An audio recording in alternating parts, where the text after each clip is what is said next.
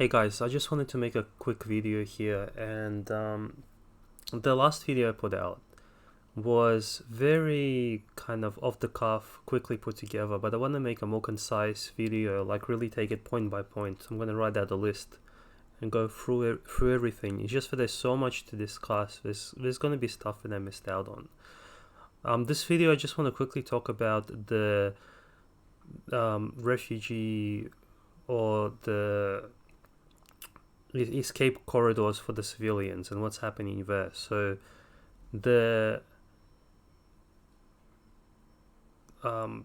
Ukrainian government or the Ukrainian whoever's like in charge there is saying that the corridors for civilians to escape some of these cities are unacceptable.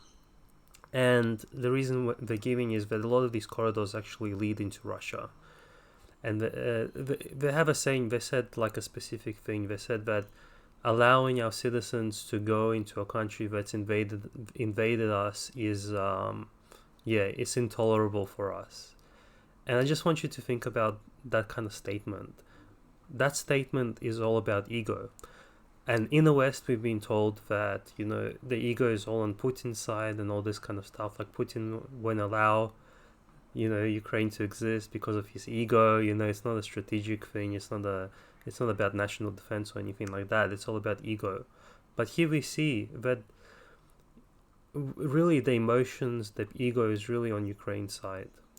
It doesn't matter which way the citizens flee. They're not fleeing to Nazi Germany, no matter how much the media will tell you. Russia will take care of them. They'll be fine there. The reason Russia is doing that is obviously because they want to make sure they separate the civilians from the combatants. They don't want the combatants to kind of escape and then fight them somewhere else. The whole idea about letting civilians leave the area is so they're not used as human shields.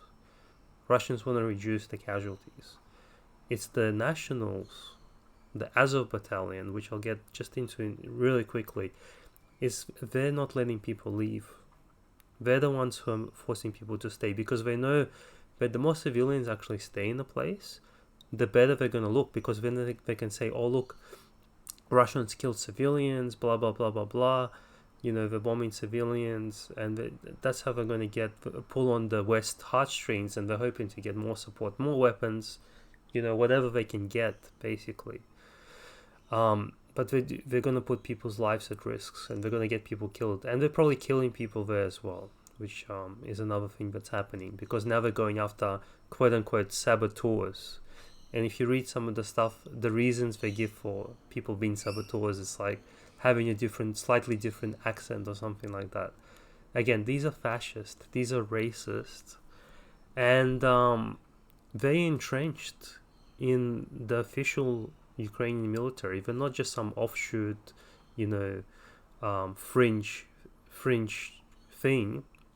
Like just recently, and you can Google this up yourself, just Google Ukraine National Guard pig's blood. Actually, you know what, I will link it. I'll link it in my description, and you can read some of the stories and everything there. First of all, these guys are neo-Nazis. Like this, USA Today interviewed them, and they all admit that they're neo-Nazis. Whether this photo that I've put up is real or not, some people are saying it's not real because the uniforms are different.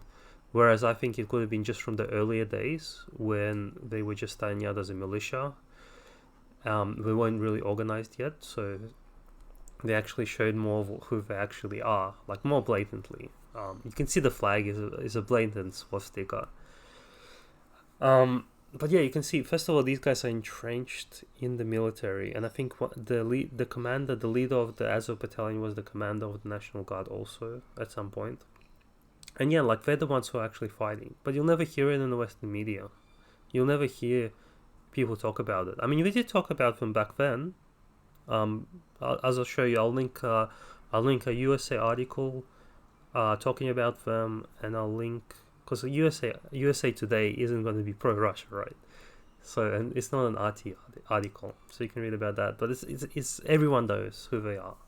It's just people that people are just brainwashed into thinking they're not a big deal. They're not, they're not really representative of Ukraine and stuff like that. I think they're going to take over at the end of the day.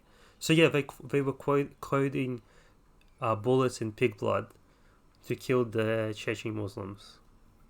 and people have come up with all kinds of excuses why they were doing that. Or these are the bad kind of Muslims that they were killing, and they wanted to scare them, and all this kind of stuff. But it just shows you the kind of attitude that they have. And then there's probably people that hate, Muslims or whatever it is. I mean, there's far nationals, but it's just if you're a leftist, maybe you might consider not helping these people out. I don't know. That's all I would say. So okay, and I'll leave it at that for now. I just want to make a quick video here, and yeah, hopefully this will be resolved soon in the next week or so. All the best, guys. Bye.